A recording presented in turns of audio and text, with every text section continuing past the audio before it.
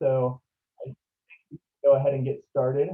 For announcements, we don't have a whole lot of announcements right now. The first one is our ambassador orientation. The next ambassador orientation is actually in a couple of days on the 17th from 4 to 6.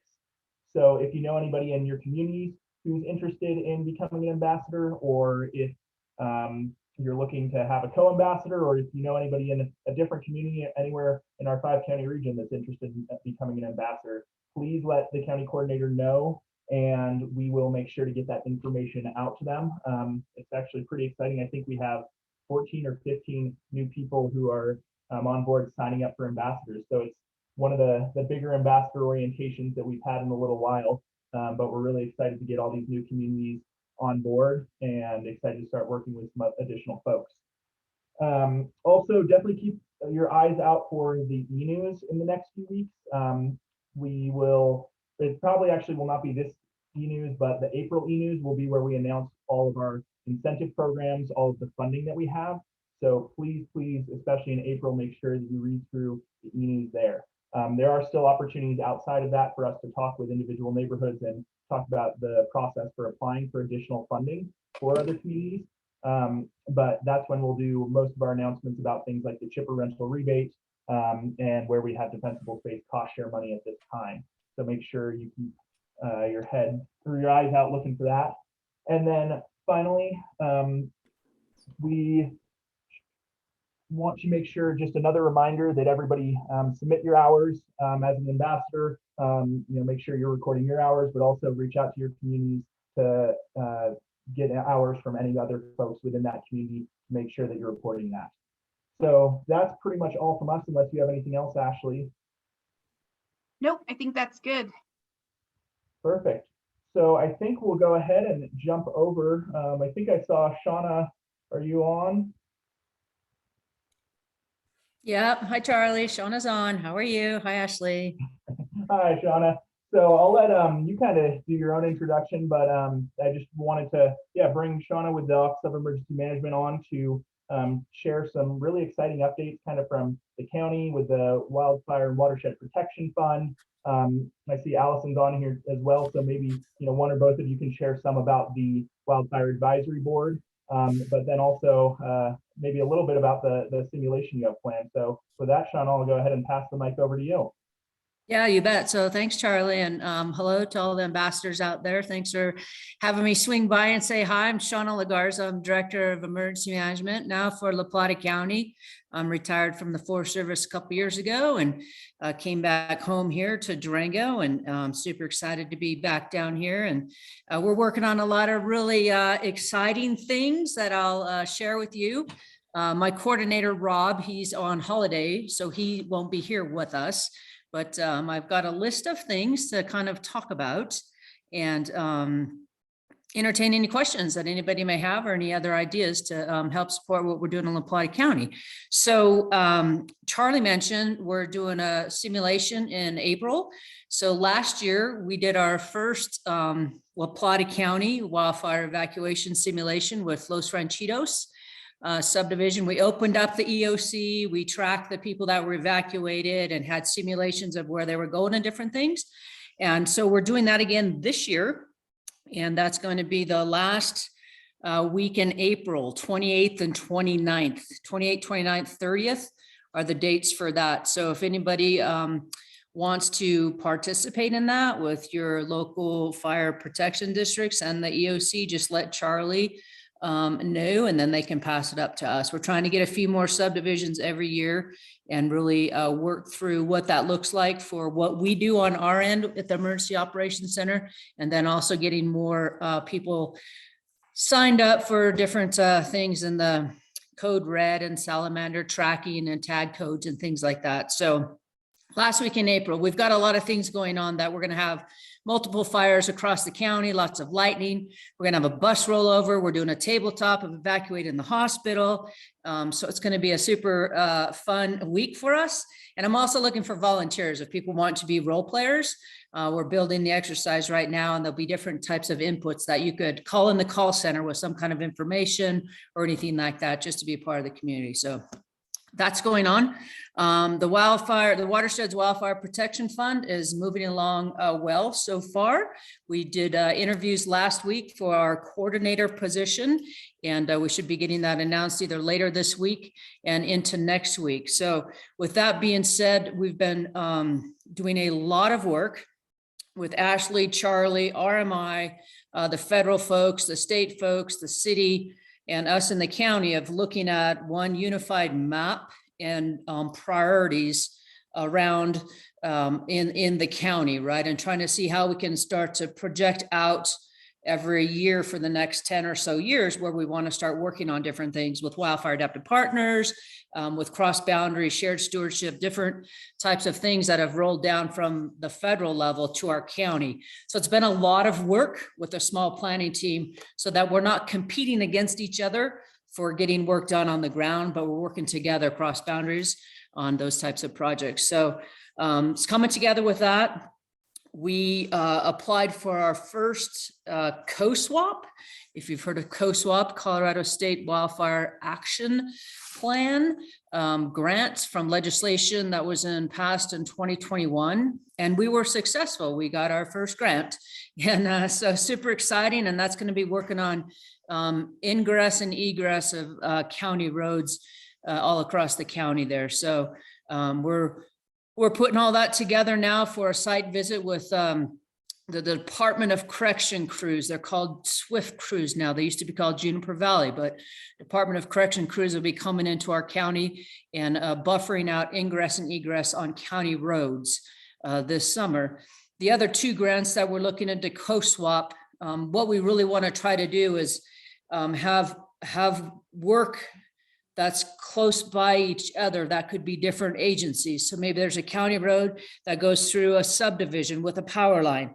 Well, what can we get done on the next grants to put in for work to be done in those types of areas? So more information to come on what that looks like. We're having a meta number 2 meeting, hosting it at the EOC up there this Thursday, and we're going to start sharing some of what the map looks like, and also a spreadsheet of our priorities. So Ashley and Charlie are going to give us all the WAP areas that you guys can do work, and then we're going to try to tie that in with areas that we're doing other work too, and help with that. So the third grant we're putting in for 3 grants as La Plata County, the fiscal agent, under WWPF with co-swap. That's a lot of acronyms, but anyway, the last one is going to be a workforce development grant where we've got projects identified for pretty much hand thinning type mitigation with some piles, not only just burning, but piles that we could be chipping and having biomass go to our local composting folks. So that's up and down the Florida corridor and some out in the Fort Lewis Mesa. So a lot of work has been done in the last while, even before we started with all the RMRI and all that, prioritizing and all the pods has really set us up in the county to be able to move forward. But what we have to do now is really identify on I call it a meta planning spreadsheet about where we can actually look at things and see where we can match dollars and grants and what type of work needs to get done. So more to come there. I will let Allison is on as part of the web. So Charlie mentioned talking about the Wildfire Advisory Board, and I can have Allison, if she's still on, give a quick update for that, Charlie. And I'll pause after to see if there's any questions, or when Alice is done, that's fine. Thanks. Perfect. Yeah, thank you for sharing, Shawna. I think, one of the big takeaways that I would like to, mention for ambassadors is there's money coming down the pipeline and projects that we're going to be looking for. And so, this is where we always emphasize, make sure that you have those projects in your community ready to go. Make sure that you're not waiting for that money to be in pocket in order to start the planning process of saying, oh, we could start doing this treatment here, we could start doing that treatment there. Make sure that those are lined up so that we have that idea of what projects are out there, so that when we do hear about this funding or these different opportunities or these different programs, we can come directly to you and say, okay, this is a go, and we can really make that happen. Want to reiterate again, from a couple meetings ago, or maybe it was last meeting, we did send out a survey to all of our ambassadors with a link to a Google form that you can fill out about those projects and let us know, if you have funding set aside for it, or if you're still waiting on getting permission to do treatments across, multiple private property boundaries, or kind of where you're at in the planning process with that. And so if you haven't filled out that survey, please go and do that, or let me know, shoot me an email, and I can send you a link to that survey. And that way we have that one list, that one comprehensive list of where projects are, what they are, where we are in the planning process. And once again, we can match that with kind of the specific funding that makes the most sense for that project, through whatever agency it makes the most sense to kind of handle that. So Allison, I don't know, I know I didn't email you before this, so I apologize for potentially throwing you on the spot. Were you still on, and did you want to chime in a little bit about the Wildfire Advisory Board? I will. Hi. Thanks. Yeah, I'm happy to also add the evacuation timing may be short for people who have an interest in doing a similar activity in the area where they live. So consider that something you can do anytime. Starting those lists now of who's in your neighborhood and who needs assistance, and making sure people understand the go bags and things like that. So one of the things we're encouraging is just thinking about that to begin with, even if you aren't participating that day. The Wildfire Advisory Board, it's also called the WEB. The county commissioners created that March of last year. And what it is a combination of a citizen or group or members of the public, as well as there are 4 agencies who have representation. And those include the Forest Service, Colorado State Forest Service, so the U.S. Forest Service, Colorado State Forest Service, Los Pinos Fire Protection District, and then the Durango Fire Protection District. And from the federal side, the Forest Service is kind of representing federal interests, including BLM and other organizations. And then same with the fire protection districts, representing each other's interests. And this group is meeting to make recommendations to county commissioners on ways that the county can be prepared, can support mitigation projects, can think ahead about when wildfire occurs. There's probably over 10 bullet lists of responsibilities in the job description for Wildfire Advisory Board members. And we're at a really exciting point where the board is starting to have products and be able to kind of show all the work that the board has been doing. One of the products is a MOU. It's a memorandum of understanding that will be more publicly talked about come April. And the idea is that the county is going to ask agencies such as Wildfire Adaptive Partnership to sign this memorandum of agreement, committing to doing wildfire preparedness in La Plata County. So that can come in many forms, particularly mitigation, but not just focused on any particular type of mitigation. And so we're just very excited to have that we'll be able to share and talk about. And it has a potential to have 40 plus people or organizations signing it to kind of represent that on a whole, all these organizations and groups across La Plata County feel strongly about helping make our county more resilient. So I think that's exciting news, and we look forward to sharing that product or the MOU with this group. And I think we'll have press releases and things like that. So watch for those to come. that's our biggest update. There is a page on the planning department for La Plata County that talks about the Wildfire Advisory Board. So feel free to check that out. As well, our meetings are public, so feel free to participate. And we always are interested in making sure that we know we have the pulse of the county, so to speak. So thank you. That was all.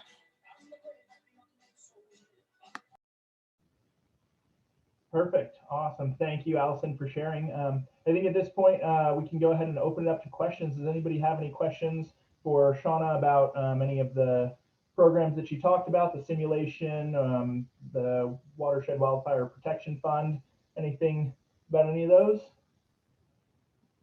I was just wondering, Shawna, if you could expand. I don't know if everyone is familiar with the effort of the WWPF and kind of how that came together between the city and the county. I'm not sure if you could just expand on some of the history there a little bit.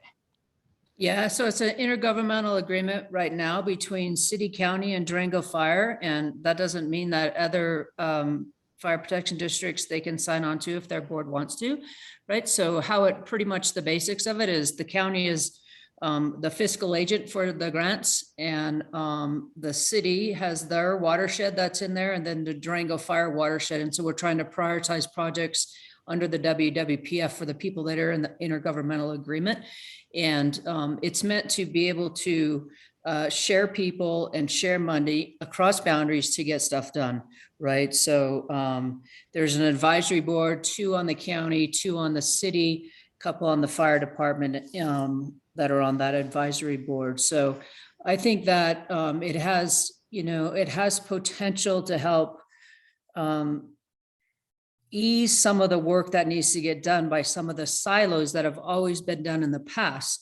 Like Forest Service is only burning Forest Service piles, or BLM only BLM piles. Well, why can't, if we have piles behind Dollar Mountain or wherever, if we get more people into the agreement, we can have a longer term strategy in our county, like where we know we need to get resources to go do stuff. I just reached out to TNC today also to see what types of opportunities they have for us also for pile burning, because it gets backlogged, because we don't have a lot of people in smaller areas like this to get all that work done. And when you're doing pile burning within a subdivision, or even thinning and mitigation in a subdivision, it's different than you're doing a big fuel breakout in the national forest, right? You have people with considerations for which trees they want there, which shrubs they want to stay, and the pile burning to be able to be consumed nice enough, depending on smoke and weather forecast and those types of things. So it's an agreement, an intergovernmental agreement right now between those 3 agencies, with more could add on into the future, absolutely. And working closely with WAP and all of you all, with Ashley, to help identify those locations where we can go to when we get some money and the people to help, right? So just trying to bolster the workforce. There's plenty of trees and shrubs to cut down in our county, and we don't have a lot of people to do all that, right? So even just the SWIFT grant that we got, we can do more there with the Department of Correction crews that come in and do work for us in different areas. But super excited for it. It's just getting kicked off. As soon as we get our coordinator hired, there'll be some board meetings and discussions on those types of things. But there's a lot of longer term projects that are in that WWPF hopper, if you want to call it, with that too. So thanks, Ashley. Hey, Shawna, it's Danielle. Hey, hi, saw your name on there. How are you doing? Hi. I'm good. How are you? Fine. Yep. Good. I had a couple questions, and I've been trying to follow the meeting minutes with the Wildfire Advisory Board, and I know it's still a fairly new board, but just trying to follow their direction and purpose and objectives and future plans and whatnot. And I don't know that I have one question in particular, whether it be thoughts or maybe a few questions perhaps. I was just more so concerned because I am a fire mitigation contractor here in this county. I have also worked on various levels of government. I've worked for different agencies. I've worked for a lot of agencies doing grant writing. I've been part of mitigation grants, the whole thing. I've kind of seen it all. So I know all ends, and I know that mitigation, especially the funds, tend to follow grants. So I know you talked a little bit earlier about the coast swap grant for ingress and egress and bringing in some corrections crews and whatnot. But I guess my concern is more so on behalf of myself and my company, what happens to all the private sector contractors out there? Because again, the mitigation follows the money. And a lot of times with these grants, you have to have a budget in place with a crew established that this is the work that we're going to do. This is where we're going to do it. This is how much money we have. And these are the people that we're allocating to do the work. And a lot of residents, especially in La Plata County, they're more prone to following the grant money. And if the grant money is not in their subdivision or near them, they will not do the work because they will wait that 2 or 3 years until the money comes back. And so if there's already crews in place and the county is kind of following one direction for mitigation, I guess my first thought is what happens to all of us fire mitigation contractors out there? There's plenty of trees, of course, for us all to cut out there. We have a wealth of that. But I've seen how money and politics and government direction can change those things and have a very negative impact on contractors. And then in addition to those thoughts, I was also considering the work that we do on a day-to-day basis. We're cutting trees next to houses, hazard trees, we're climbing them, we're craning them out, we're pulling trees over, we're winching trees out. We have very, very narrow drop zones, whether it be 5 feet between a house and a shed.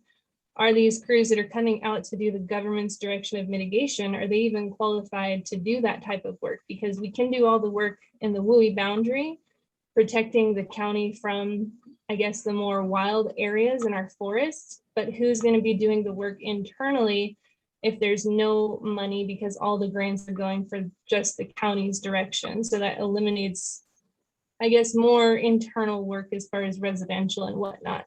And then if the county does redirect and have more of a focus on those residential areas, are the crews that they're writing into these grants qualified to do that work? Yeah, so those are great questions. And there's been a little bit of buzz floating around about the private contractors are going to not have any work. So it's good that you asked that question because that is not true, right? So what we're doing on this, I'm going to call it the meta spreadsheet. So most of you have probably been involved in the RMI discussions, the pod discussions, all of the work that was done for La Plata County, MSI 242 about prioritizing work that needs to happen in certain areas or certain pods, potentially operational delineation areas in the county. And so Danielle, what we're doing and for everybody else in our meta spreadsheet, we've got all those priorities that have already been worked on for probably 10 years, definitely the last 5 or 6 years. And we're looking at those areas, say Columbine 41. Okay, so you got some state land out there. You got some private BLM. State land has ag foresters. They need timber removal, specialty type contractors. You got some BLM land. They need mastication for 160 areas. So we are doing a serious deep dive into that type of what is the work that needs to be done and what kind of person can do that work. The SWIFT crews are inmate crews that come in to do roadside widening on county roads, a small section of work that needs to be done in this county.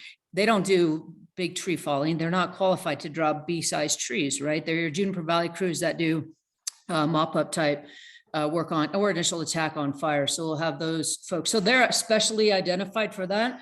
We also put in for workforce development grants, which is for people that work at the SEC to go out there and have more people hired in SEC. There's a large landscape grants coming out from RMRI and from the county. County's just the fiscal agent, right? That's why what Charlie said about getting the projects into Ashley and get them into the hopper of the big map and the spreadsheet, then we can look at that and say, hey, we need to do RFPs for, 2,000 acres of mastication that's out in this area. We need to do an RFP for 500 acres of timber harvesting in an area. So we're working on that right now, Danielle, for that. So I hope that helps a little bit, but we're trying to get it organized as the best thing I could say with our spreadsheet. In our spreadsheet, we have everything identified out from all the different agencies to what needs to get done, to the type of project, the project lead, what kind of grant should we try to get for that project? What's adjacent to that project? Is it a BLM land next to a state land with a power line for LPA goes through there? What kind of work needs to get done into that area? So it's a heavy lift. It's the meta meeting. We're talking about at the meta meeting, and it's going to take a lot of cooperation between all the players in the county, not just county government. When I say county, I mean all the people of the county working together to build on what we've done in the past there. So I hope that answers okay. Somewhat, yeah. My concern is more so internal rather than those boundaries. And I mean, sometimes on those county roads, the power lines follow those, I mean, right next to each other, parallel and whatnot. And then we've also, and again, this is just hearsay from the grapevine and different sources, being that the Wildfire Advisory Board is fairly new. But is there any information in regards to, I guess, a county tax per se of community members paying into a fund for mitigation? No, there's no new information on that yet. No, I haven't heard of anything with that yet, Danielle. Okay, yeah, those are just things that I'm watching very closely, and with all the planning, it's one of those kind of, it's hard to say, but kind of like tread lightly with the decision making, because there is, you know, the private sector and other community members like myself that are contractors that have an interest with this as well. And I think there's a couple of parts that haven't been given much consideration. And so I'm just kind of here to listen in. And if I have any other questions, I'll continue those throughout the discussions today. Great, thanks. Perfect. I've got a question. Sam Foster. Do you know if is the Forest Service using any of the good neighbor authorities here locally? Yes, they are. I saw your question in the chat there. I just couldn't listen to Danielle and talk on the Zoom and find where it's at. So it's in my notes here. So, and that's what we're trying to get in our spreadsheet too, George, is like where we're using the GNA. And I wrote it down from a meeting we just had for a good neighbor authority under some shared stewardship GNA. So it's in pod 41, Twin Lakes and Enchanted Forest. They're using the good neighbor authority there with the Forest Service and some subdivisions. It's a CAFA project, I guess. So, and again, I'm just learning all the stuff that you guys are doing in La Plata County, but our spreadsheet is going to hope to capture some of those type things. Yes. It seems like a really nice authority. I've never personally been involved in it, but I'm retired from the Forest Service, but I was in research. I've been in many meetings and settings where the National Forest System people were talking about how much they wish, would like to use it more anyway. So, absolutely. Good. Then the Forest Service is also in Columbine 39. There's they're doing the shared stewardship. Shared stewardship was 2018 that got rolled out. So it's Forest Service land, BLM and state land in that area. So one of the things I too realize is that there's a lot of there's been a lot of work, a lot of really good work done in all of Southwest Colorado getting ready for this, right? But yet we don't have a single platform where we could go get some of this information, like where's GNA being used? Where's the shared stewardship being used? Where's the co-swap from the legislation? What are the out projects that we're going to do out there? What does that look like? So how can we plan in the community? So we know both, private contractors and all the resources out there to be able to look ahead and go, hey, we see something coming down the pipeline that we know we're going to have to get ready for, right? And there's going to be, you can't just cut it. It's going to grow back, right? So one thing we had on the Forest was good plans for when we knew we had to do re-entry for something. And we don't really have that on the broader scale with all the agencies in the county yet. So I think that's going to be part of the work that we do moving forward also. So great question. Thanks, George. Perfect. And John, I saw that you had a question in the chat. Did you want to pop on and ask it, or I can read it off if you prefer?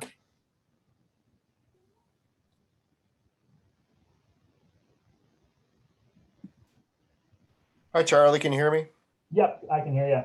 Yeah, I was just wondering if you guys received my email. It's something that I'm looking into as far as a a, a VA stewardship loan, so I can make these wildfire safety shelters more affordable for everyone. I think they can really help out in an entrapment situation. Any thoughts, Shawna? I haven't looked at the whole, the article yet, or the link that you sent, John, so I need to look at it a little bit more, but, you know, I've heard about them in the past, you know, so I think, I just got to read up on them. I don't know if anybody else has looked at it or not yet, you know, so. Yeah, they've been in use for over a decade in Australia. When it started off, the behavior was kind of against them because they thought people were going to use them as an excuse not to evacuate, but that's since been dispelled. So what I did was I worked on the door, just like Tim, the original entrepreneur for the safety shelters over in Australia, and then I worked on closing off the interior vent system. So, you know, for example, if you live at the top of Forest Lakes and it takes you 20 minutes to get to the hardball, you got an arsonist running around. Yeah, I'll check it out for you and let you know. You bet. Thank Yeah, you. I'm similarly not overly familiar with them. Remember reading a little bit about them in Australia, you know, that was about a decade ago. But I think, yeah, my biggest thing, especially that I want to kind of say to this group is, and John, you already addressed it some, is, you know, it's good to have plan B, C, D, E, F, but plan A is to, one, make sure that you're reducing risk as much as possible, you know, hardening your structure, doing that mitigation work so that we don't get to that point where you might, you know, need something else. But yeah, I'll definitely look into it more, and we can chat about it more in the future. Thanks, Charlie. Yeah, it's kind of mitigation work and having a suppression capability, and then, you know, having a place that you can go to save yourself if you're entrapped. In a lot of these areas, mitigation just isn't going to do it in itself. Yeah. So does anybody else have any questions for Shawna or Allison? Or I know there's a couple other folks who are on the Wildfire Advisory Board who are on this call. If anybody else wants to chime in about that, they're welcome to. Shawna, I was wondering if you could maybe share a little bit about what has been happening over at Edgemont, because I know you guys did pile burning a few weeks ago. If there's additional plans, or I just think it's a great opportunity. It's such a central location for people to see some mitigation and work and pile burning going on. Yeah, absolutely. We'd be happy to. So we have been working to help thin some of the fuels there in our 17 acres of county land in the middle of Edgemont. We haven't really done anything in the county there before. So we started doing some work on that last year with just a couple of people, including myself and some folks at the Durango Fire Crew, making some piles. And we did cruise it with some certified foresters to see what it looks like for the plan for the future. Our goal is also to use the products that we have from that land to build it into like an interpretive site or an informational site where people can come and gather information, or you could hold a meeting there outside and talk about, you know, what we've been doing on that land. We did a class with Fort Lewis College, sociology and resilience class. We had different stations, almost like a staff ride, if you're familiar with military staff rides. And people went from different stands, which are just geographical locations, and they learned about different things at each stand, the students did. And the subdivision folks participated with us. So the first one was, you know, defensible space and home hardening, and what does that look like? And the students had to fill out the same evaluation that Durango Fire uses, and they were like, "We're taking this home to our parents. We'll see," you know, to talk about that home hardening and defensible space with their family and their subdivision. And then they went to the second stand and they learned about different types of mitigation, from mastication to tree felling to pile burning to prescribed burning to, removing stuff to biomass to the composting, cross-laminated timber, how to get different jobs in forestry. And then things that you could do in forestry at that stand. So we had people from different parts of the community just sharing their experiences of what they had done in the fire environment. And then they went to the third stand, and we just had one pile there, but we worked on bringing material from the other piles, and we talked about, the benefits of prescribed burning and the challenges of prescribed burning. There's a lot of challenges in prescribed burning. It's hard to get prescribed burning done. And it's, it can be done, but it's hard to get done. So we explained some of that to them, and then what are the other, when I say biomass, I'm just talking about the removal of the fuels that are there and where can we put those? And like I mentioned before, trying to, all the wood that we cut it in nice wood-sized pieces, and we donated it to the senior center here, folks in the county, and some folks to the tribe, which is kind of like the Wood for Life that they have now for the Forest Service. So we did like 2 trailers, I think, of wood that we cut to take out of there. So we talked about that, like, using the products we have on our forested lands. It doesn't matter what agency, and how we can use them back into the community. So a lot of work to still be done out there. We continue to try to do more work, but the hopes to have it be an interpretive site where some of the wood is donated to Timber Age for cross-laminated timber type benches, or, open spaces to be added, and all the wood for the trails to be mulching in the same trail system that Edgemont has in there. So nothing real formalized on that yet. We're just trying to help, one, reduce the risk. The main goal at Edgemont is to reduce the risk of a human started fire coming off the road there, right? Human ignition is a highly trafficked road. So just breaking down the fuel type there so the firefighters can put it down quicker than they have in the past. So a lot of work being done there. We just recently burned some piles up there ourselves, and some of the Durango fire crew, and then just Rob and I went back on Friday and did some pile burning and compacting some piles. So education to the community, a little bit of smoke in the air for the community, and showing them what we want to try to do more in the community, right? And like I said, it's hard to do. When you're in the Forest Service, we used to go in the back country and burn, 500, 600 piles or more a day, a couple of us. But when you're in a subdivision, it's different. You take your time, you make sure it consumes down nicely, and you talk to the public that comes through that area. So more to come up there, but it's been a fun project to have back here in the area. And I see a chat question there pop up. Yeah, so George, so our simulation that we have coming up is both. So last year we did, and I could share my screen a little bit. Is that okay? Should I do that? Would show you guys what I got? Do we have time? Yeah, go for it. That would be great. Okay, so last year we did a full scale exercise. We actually did evacuate the subdivision, George, and we opened up the EOC. We tested out all of our salamanders and all of our computers and all of our systems where we tag you coming out, and we know who's accountable where and where do they go and where were the shelters. And we had a couple instance that we threw in there. So we had to move the shelter for the people and the animals and different things. So it's a little bit of both, right? Some subdivisions want to partake in, a lot of the subdivisions do their evacuations on their own.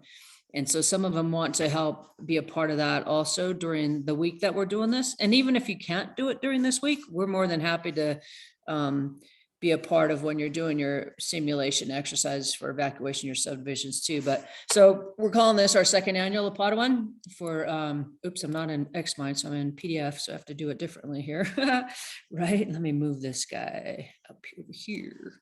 Yes, is a PDF. So a lot of things that we're trying to focus on is just preparedness, common operating picture, alerts and warnings, and alignment of communication. Right. So in code red, we have about 44,000 plus change of people that are signed up for geographical locations in our county. There's about 55 or 56,000 in the county. And Danielle would be proud of us. We got the IPAWS We're proficient, Rob and I, in IPAWS and a couple people up in dispatch. We do our monthly tests every month for IPAWS. And IPAWS is a alert notification system that will ping you if you're in our area. We circle it on a map, and even if you haven't, quote, signed up, you're going to get an alert notification if it's turned on in your phone, right? You have to have emergency access turned on in your phone. So we got the code red for people, and then we practice our IPAWS. So we're putting that all in to our simulation this year. So we're testing the proficiencies of the EOC, of the incident management team we have, and then all of the call center number, and the subdivision folks that come together on that. So this is just simply, you know, an X-mind diagram of how we're working through of everybody that's going to participate in the exercise, federal, state, city, county. We got all the ESFs, search and rescue. All of the fire protection districts will be playing in the simulation with us now. I just haven't updated this exercise this week yet.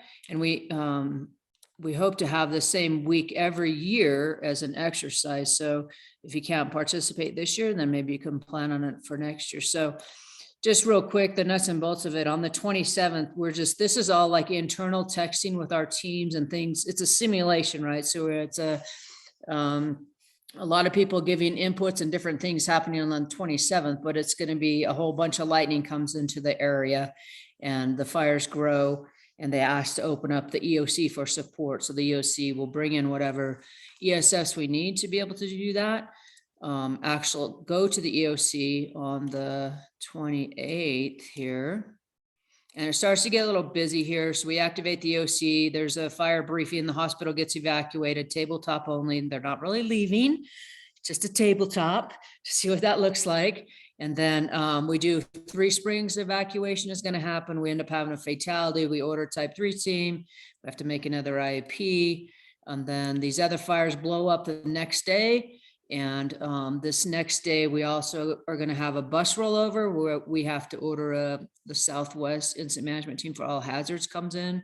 And then the EOC has some dysfunctions and we have to activate our own internal coop.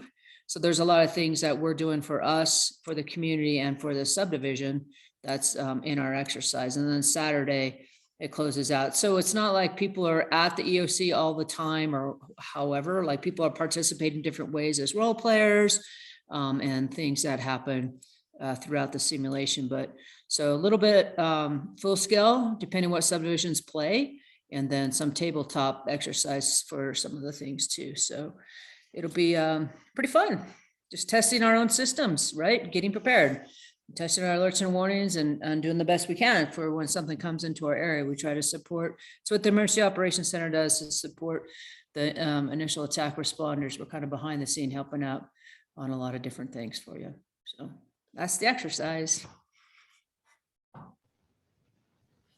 Perfect. Thanks for running through that. It looks like we have another question in the chat about when do you expect to finish pile burning for the Edgemont project? You know, they were a little not dry enough for me, right? So and I was wondering about that before the team went out there. Like, you know, you didn't know if they were going to be ready to go to where I wanted it to be for that. And we just cut them this last year, and everybody thought because the field moistures are so low and we cut them last year that they'd be ready to go, but they didn't consume like I wanted to consume. So I bet now, you know, I'm not going to burn Edgemont piles in the middle of summertime with a fire engine, because that just isn't going to not make people happy. So, you know, we'll probably next fall, something like that. And they need to dry out a little bit. Even the piles, Dollar Mountain piles too, that were cut last year, they need to dry out some more before we help the city, I think, burn those. We're planning for those for next year. But again, the big meta spreadsheet we're building, we're trying to put that stuff in there. So everybody is sharing. We're sharing this type of information. Then we're gathering resources to come in and help us do that type of work. So not this summer. I don't want to freak everybody out, Linda. So we'll wait. Are the slash piles a beetle risk if they don't get burned? No, there hasn't been, we had one dead tree up there and it wasn't even a beetle in that one. And these piles are mainly gamble oak, and we're cutting quite a bit of the smaller dead gamble oak for firewood to the folks there. So I don't think they're going to get the beetle in the pile there, Linda. I think it'll be okay. Yep. Hey, Shawna, the Wildfire Advisory Board, are they doing anything in conjunction with the new land use code for, I guess, other residents cleaning up their properties? And the reason I ask is being in the Forest Lake subdivision, a neighbor actually adjacent to me on the east side had a home put in and the excavator piled up these massive ponderosa pine trees, left them there. Thousands of beetles. I actually had Mark come out with the Forest Service, and Charlie was actually there too. And it's now encroaching on our property. That pile, we think, facilitated a hibernating place for the beetles to reproduce, which destroyed the lot next to them that's in between the two of us. But now our trees, having been treated and thinned out and whatnot and have lasted for years, they're now being encroached with beetles. I don't know if the county has anything as far as like in the future or works for requirements for that type of thing, or if there's any recommendation for what I can do. Mark did determine that they're Ips beetles, and right now apparently there's no treatment for the Ips beetles. Yeah, Allison, for the WAB, what's WAB's latest on that? Is Allison still out there? Yeah, I would say I won't speak directly to the situation if the code will kind of solve all problems, so to speak. There is a subcommittee that's committed to land use code, and that's something that will come with time. I mean, the 2020 version of the land use code, I don't know exactly how many years, but it could take years to go through the public review process and get the official approval from Planning Commission and Board of County Commissioners. That's the reality. So we're working on it is the good news. Yeah, and then I think too, like, until those types of things take a while to happen, right? So like, what are those other things we can do outside the box, right, Danielle, so that doesn't happen again, and I've seen that in a couple different places in the county with the contractors coming in, dropping the trees, leaving them, in that area. So what's the gap there? And we've been talking a lot about that with our planning team, like, what are the gaps that we see? And then how do we close those gaps so we're mitigating risk and protecting community better? What does that look like? But there's definitely a gap there, and probably something we could try to figure out, obviously, but that's hard too. So hope your trees make it. Thank you. Yeah. All right, anybody else have any questions?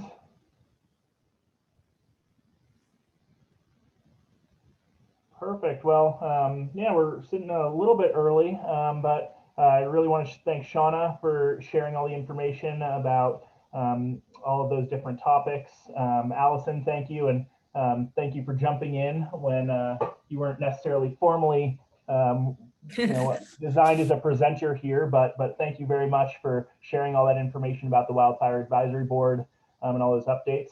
And yeah, thank you to all the ambassadors who came. Hopefully you learned some new information.